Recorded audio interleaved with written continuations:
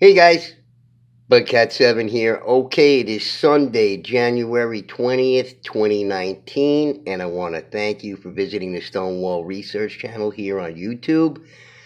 Thank you very much for coming to watch my videos. I appreciate it very much, and I hope the content is something that you like.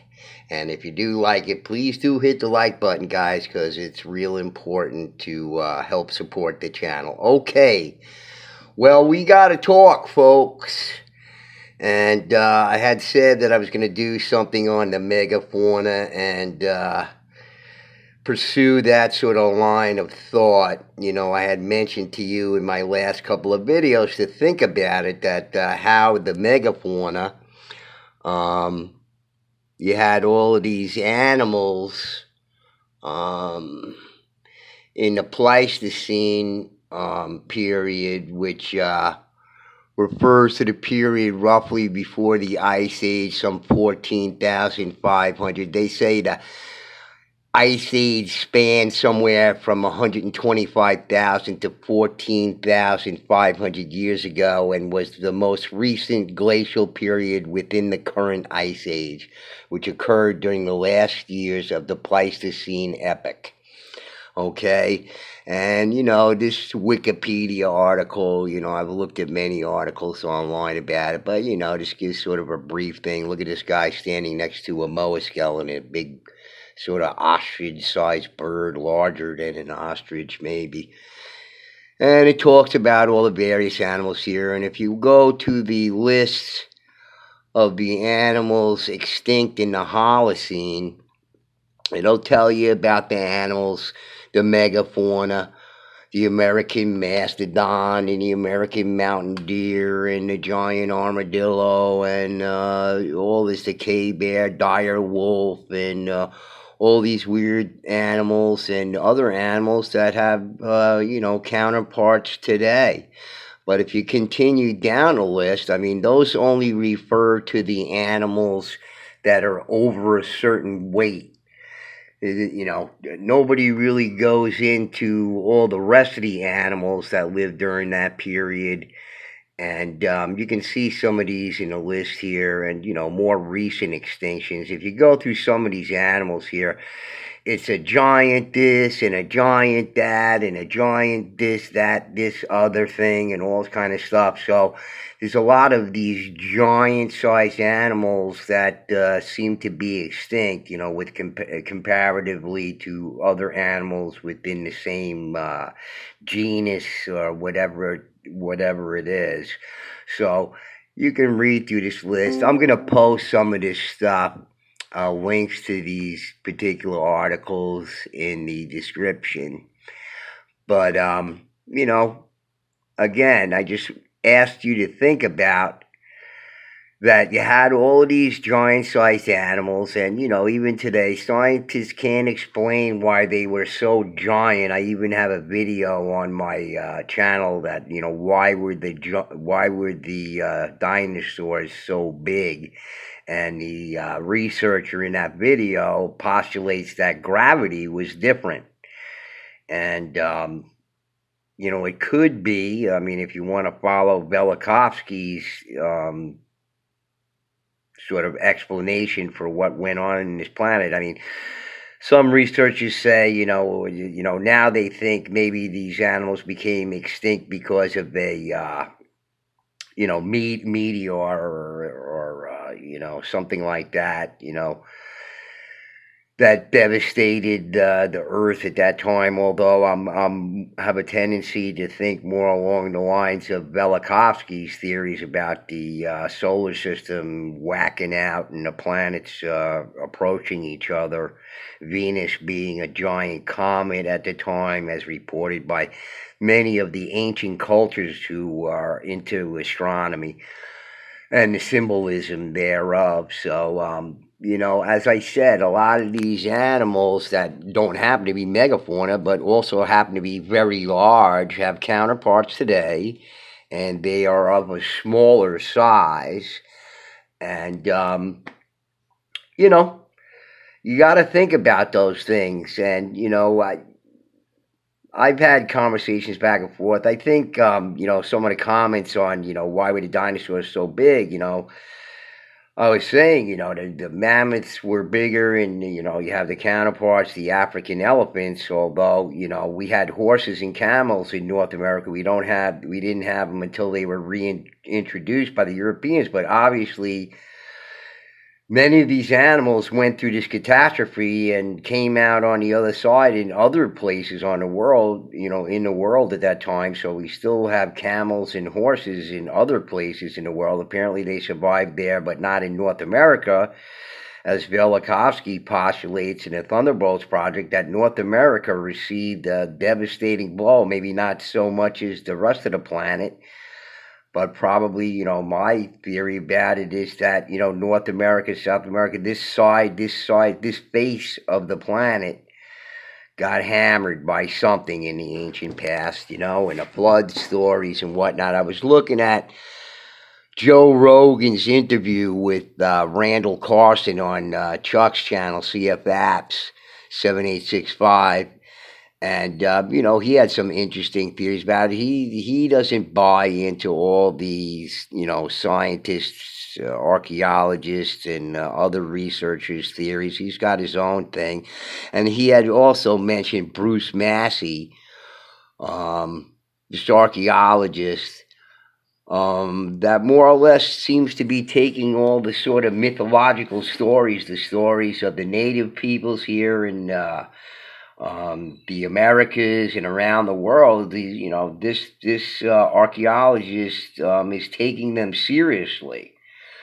So, instead of them being, sort of myths and whatnot, he's saying they're more likely, actual historical events.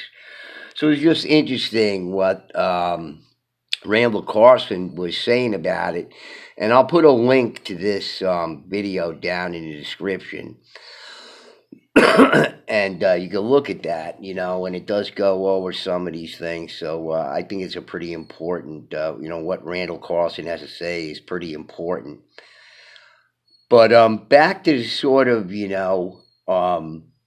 mega humans or megas, sapiens or whatever you want to call it. I just don't want to call it giants anymore because it's ridiculous. The whole term giant and everything, I think, is purposely put out there to discredit anything about it.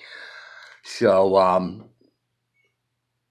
I happened to be looking through some videos, and I saw this interesting video here on this channel, Travel Film Archive. They don't deal with, anthropology and art. They're just travel films of the past about a giant people of Africa, the Watusi of Africa in 1939. And it's interesting, they have changed their name. The scientists and anthropologists have changed their name to something else. So you can't look up Watusi on the internet and come up with anything. You might come up with Tutsi or whatever it is, but they eliminated that name for some reason. And even if you put in Watusi in a search, you won't come up with much on that, which I find very interesting. So sometime between 1939 and now, they changed the name of these people. And I'll put a link to this video in the description, and it goes over these giant people, the Watusi. And it seems that the royalty of the Watusi are really the ones who are extra tall, 7 foot and better. We'll look at the article in Wikipedia, which refers to it. They have Watusi, all this stuff, but even if you search under those names, you won't find it. It's, their name is now the Tutsi, okay?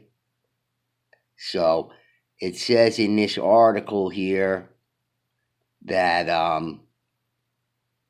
they go through some of the genetics, and it says their average height is 5 feet 9 inches, although individuals have been recorded as being taller than 7 feet. Well, that's the royalty. The people who are 5'9" are just average people. They're not the royalty of the Tutsi or Watusi or whatever. But this article was put out to confuse people. And, that's what I think it is. Because I want you to look at this real carefully. Look at this lady right here. Okay? This is the princess of the Watusi. You notice something about her? Something special about her? Something special up here? Huh? 7 foot tall. Look at her skull. All right? So, I know there's some, special needs, mentally challenged people who are really an insult to special needs people because they have their faculties about them. So, look, if you're on the fence about the possibility of there being large hominids of the past, okay, you better stop that. You better pick yourself up off the fence post that's up your sphincter and get off the fence and start dealing with the truth, okay? And the truth is that even if you think, well, you can't prove there's giants because you don't have any skeletons. Well, I went over that already.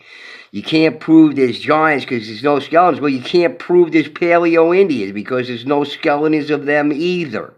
So stop talking about Paleo-Indians. There's no such thing. No skeletons were ever found. So don't give me this crap, this Paleo-Indians. Show me a skeleton. All right? I'm showing you this lady right here who has an elongated skull and is 7 foot tall. Okay? So, I think these special needs people, their problem is they don't have a skull big enough like this, and their skull is full of rocks that are harder than granite between their ears because they don't believe that there's even a possibility of there being at least a species of giant hominid in the past. Okay? This is what we're going to say. Okay, Ralph Cramden here represents the scientists who do research in these things. And if you look through these articles, they go through the DNA. And by the way, also with pygmy peoples, okay, they're not dwarves because they have a specific phenotype. All right? They're miniature human beings. But the fact that they exist today, we could say, oh, yeah, great, okay. Unfortunately, they've done the DNA research, and it's a bunch of gobbledygook. It doesn't make any sense. And like most of the things that scientists come out with is probably this and possibly that, and it could be this and it might be that. Might be and could be and probably and blah, blah, is not knowledge, okay? Those are all guesses, okay? You're going to say their guesses are better than other people's. I'm sorry. Your guesses aren't better than mine, all right? But back to Ralph Cramden, okay? Ralph Cramden represents the scientists, okay? And if you read this article on the Tutsi, or the Watusi, as they should be called, they changed their name for some reason, okay? The rest of this article goes like this. It goes like what Ralph Cramden's gonna tell you in a second, okay? And Ralph Cramden represents the scientists, and the show host represents us. And we're asking Ralph Cramden, the scientist, the archaeologist, and anthropologist, can you explain the DNA of the pygmies? Can you explain the DNA of the Watusi or the Tutsi people or whatever name you changed it to for some reason? Well, let's see what Ralph Cramden, the scientist, have to say about their explanation for the DNA here. Let's see. We're going to ask him, Explain the DNA, Mr. Crandon, and explain to us why, there's no possibility of large hominids existing in the past. Explain it to us.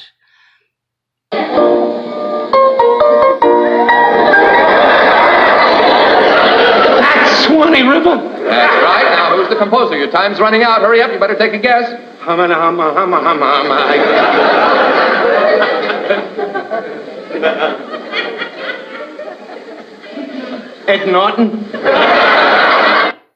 So there you go, folks. Ed Norton is the answer. If you want to know if there's, about the Tutsi DNA or Pygmy DNA, or if there could have been, large hominids in the past, the answer is hamna, Ed Norton. That's what the answer is, okay? You want to read through this article here of this incoherent blather? Okay? Because that's what this article is here, folks. A bunch of incoherent blather is what it is, and gaping holes and explanations for lots and lots of things. So, whether it be the Pygmies or the Watusi, okay? Their answers suck. They're like Ralph Cramden's here, okay? Forget about it, all right? So, the people who are, on the fence still, and I know it's none of my subscribers, that's for sure, but I'm sure there's going to be people who come to the channel, and even people are not watching my giant video, because you got people on both sides. You got the people on the one side who believe there was like 1,000-foot, people walking around, and the other people on the other side don't believe there could have been any sort of such thing in the past too. So, I'm in the middle. They're both angry at me about it, How dare you not say there's 80-foot giants like the Jolly Green Giant? And how dare you even say there's giants at all? How dare you even say there's a possibility? Oh, God, you're horrible. So, listen, guys. Take a look at this lady again, all right? And they don't give any explanation in this article or anywhere else on the internet you can find about why this lady's skull is shaped the way that it is, all right? There's no natural elon. It's all, artificial cranial deformation. Don't you know that? See, somebody told me that, and I just believe it. All right? Knock it off, okay? Stop with the frickin' BS already. You gotta admit, at least there's a possibility of giant hominids existing in the past as well. Look, if we never found pygmies today and somebody dug up a little skeleton somewhere, okay, they'd be going, oh no, that's just an odd thing, that's just an anomaly. That little person over there, yeah, there's no such thing. But we have pygmies today, right? And I guess maybe we have a couple of these people from the Watusi yet. Why they changed their name, I don't know. Okay, but I'm guessing that they don't want us to know something about it, something important. Okay, so all you granite-headed jerks, okay, clam up, because what you think you know is basically what they know, which is nothing. Okay, hamna, Ed Norton. That's what they know. All right? All right, guys. I just thought you might be interested in seeing this. Okay? So, again, I would have people just consider the possibility of there being large hominids in the past, even if they're 8 and 9 foot tall. That's not much taller than this lady right here. A foot taller. Okay? Basketball players are more than a foot taller than me. All right? And it just so happens to be all these large animals during the Pleistocene, okay, and the Holocene, okay? Stop being obstinate and pig-headed. Get with the program, okay? And get the friggin' marbles out of your mouth when you start talking about these things that you don't know anything about, because you haven't done the research. What you do is you listen to other people talk and say, yeah, that's the way it is, because that guy's got a lab coat and a name tag and a pocket protector, and he went to college. Knock it off, all right? I don't care whether you went to college or not. You still can be pig-headed and obstinate either way. All right, guys, so I just figured I'd turn you on to this thing here. Check it out. I'm going to leave the links in the description. You can look at some of the stuff. Randall Carlson, the Pleistocene, the Megafauna, Bruce Massey, whatever it is, the Watusi here, that they changed their name for some strange reason, that they had to. Right? All right, guys. Anyway, Budcat7 signing out, and next time we're going up to Vermont. I'm not going there, but we're going to talk about what Jimmy and I, some conclusions that Jimmy and I came to while we were doing the research in Vermont there. All right? All right, guys. Budcat7 signing out. Peace out, guys. Till the next time. Bye.